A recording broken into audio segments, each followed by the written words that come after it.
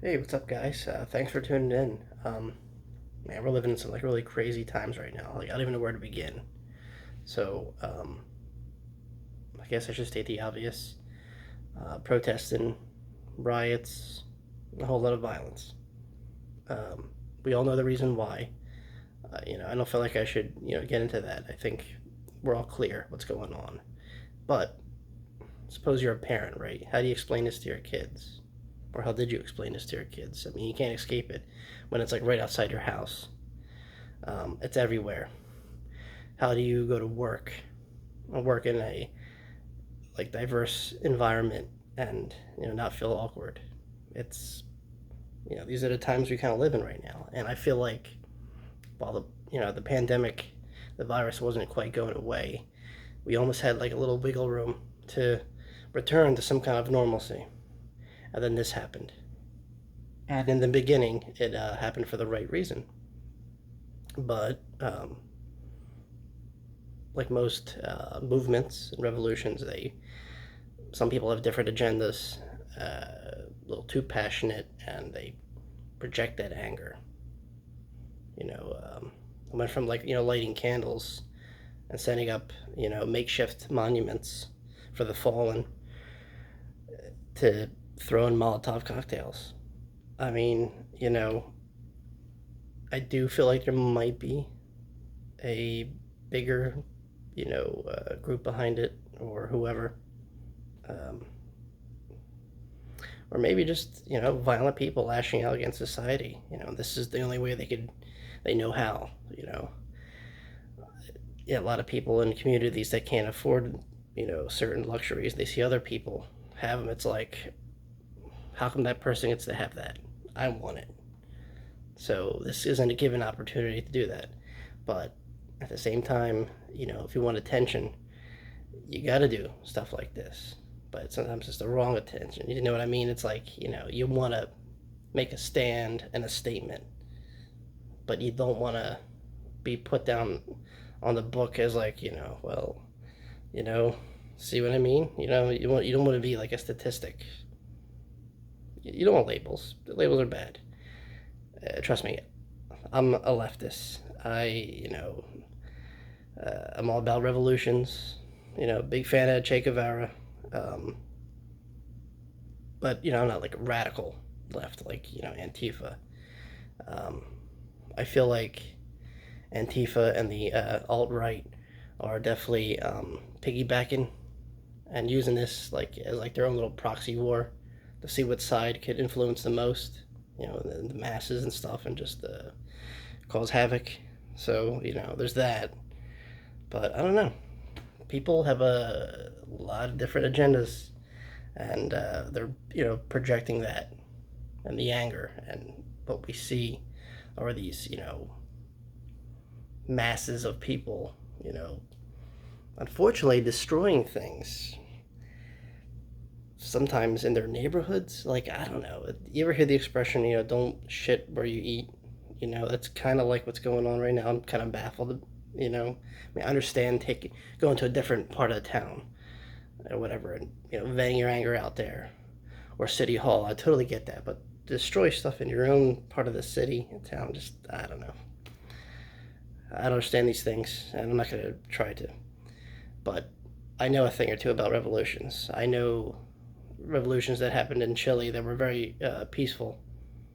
Uh, Parts of South America where it didn't resort to violence and government changed. Um, the Arab Spring, where I mean it had a rocky start but a smooth finish. You know, um, the '80s revolution in Romania. They got rid of a dictator president, and the country's been okay ever since. So you see what I mean? Yes, some of these things may have been violent, and some may have not been. I mean, I know I study history and I know a thing or two, and you can move a lot more mountains and influence people.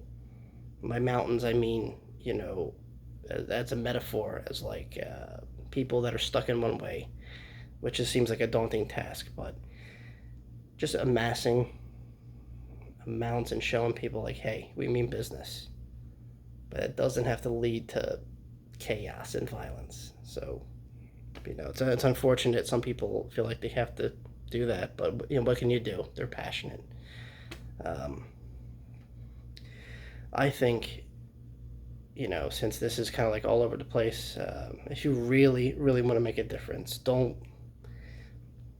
I mean, sure, you could go to City Hall or whatever city or state you're located at, the capital, I guess, and, show the mayor or governor or whoever may be in control of your district that you mean business. And that's kind of part of the answer. The other part is personally going to the source. These revolutions that I mentioned, the Arab Spring, the Orange Revolution, a slew of revolutions that happened and changed governments favorable to the people. There was no shot fired. It was a show of strength and will to win hearts and minds, and that's what the protesters do. If they could organize over the phone or social media in different parts of the world and different parts of the country, and amass amounts of people. Sure, I mean, we have our shortcomings with the violence and the looting. I mean, I don't know if that proves anything. It's criminal, but, it kind of comes with the territory. And but if for 1 minute we could get on track and worry about the real problem here and the issue, and that's progressive change. The only way you can make a difference is putting pressure on the bigwigs, and I'm talking Washington, the White House. Sure, it seems like a very, very tiresome act, and who's got the time and patience and will to do it? I mean, guys, the protesters, anyone who wants to make a difference, if you made it this far and you're still passionate, still want to, get that word out, then it's going to have to be DC.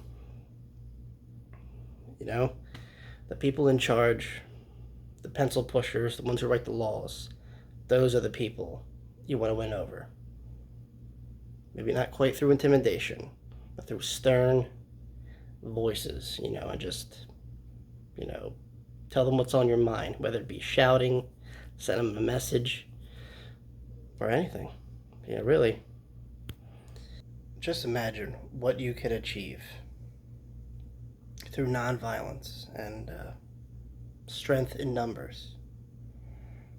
All the greats did it. All the peacemakers did it. And there was a direction that could convince, the passionate people, the friendly protesters out there, this might be the way. That's to show Washington, the Capitol building, the White House, and the president that you mean business, and then you're serious. That's where I think you should concentrate your efforts. And, I hope this is well received. I know I'm preaching to the masses here, and I know I'm just one, in a flood of angry messages throughout YouTube, all probably talking about the same thing. So I hope this gets into the right people. Their, thought process. Maybe this influences a couple people. I don't know. Take it as you will. I'm just here to tell you guys what's on my mind and how I think, how I would go about achieving change, greatness, and some kind of progress towards a ultimate goal that could resolve issues like this and hopefully prevent tragedy such as this from ever happening. Because yes, just as the title says, dying is very easy in this country by any means. Living is hard, no matter what it is. Police, racism, violence in the workplace, poverty, whatever struggles, especially in America, that's going to keep pushing you down. You got to push back harder. That's just one of the ways, but that's one of the greatest ways, I think. Because all these things are, their job is to, tear you down and make you regular, soft, and unproductive. So, how could you combat this? Turn it around. Attack it at the source. Whether you study, community service, peaceful protests, and getting that word across. You gotta dominate, all these things. You gotta, think before you act, and just,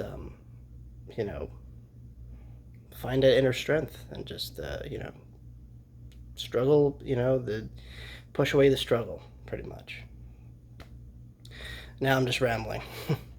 All right, guys. That's really all I gotta say. My point here was to just, pass on my message, what I think, my feelings, my thoughts, and my 2 cents about this whole thing. There is still a pandemic out there. I really hope you guys are just being safe, wearing masks at least. If you protest, can you do that? I mean, that wouldn't hurt. Be careful. I hope to see a positive outcome. I hope this does win the hearts and minds of the people it's directed towards, and we see some real change. And hopefully that's soon, because things might be a little strange right now. Like I said, we're living in strange times, but hopefully we could see past this and unify and all come together in the end. It's wishful thinking, but I'm kind of hopeful. I hope you are too, because that's the only way we could, win through something like this. All right, that's all I got to say.